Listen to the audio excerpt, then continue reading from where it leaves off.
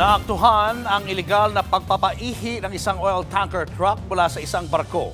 Live mula sa Navotas, nasa frontline ng balitang yan si Gary De Leon. Gary, paano nabisto yan ng mga otoridad? Alam mo Julius, sa sobrang taas na nga ng presyo ng diesel, nagawa na ng mga kababayan natin na dumiskarte, lalo na yung mga kumpanya, para magkaroon nga ng mas murang diesel. At ito nga yung natuklasan ng HPG sa nakita nila sa isang barko dito sa Maynila.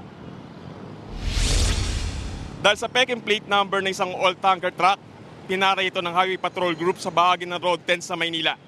Pero himbis na huminto, nagdire-diretso ito hanggang sa pumasok sa Pier 5 sa Market 3 sa Navotas. Sa graveyard area ng masirang barko, tumuloy ang truck. Ang matindi, bigla na lang daw kinabitan ng hose ito ng isang barko na nakadaong. Nagpapaihi o nagpapasipsip na pala ng diesel ang truck mula sa barko.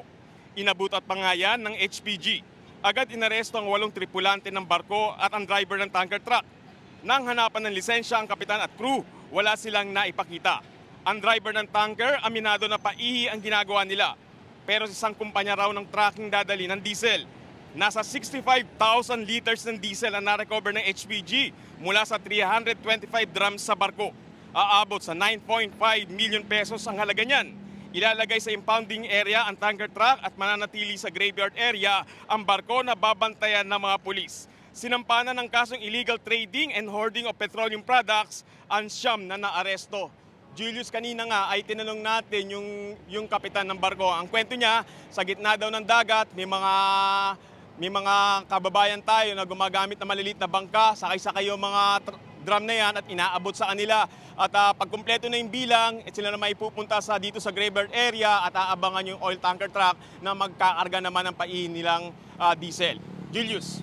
Maraming salamat, Gary De Leon. Mga kapatid, Julius Babaw po. Para sa komprehensibo at makabuluhang balitaan at talakayan, mag-follow at mag-subscribe na sa social media pages ng News 5.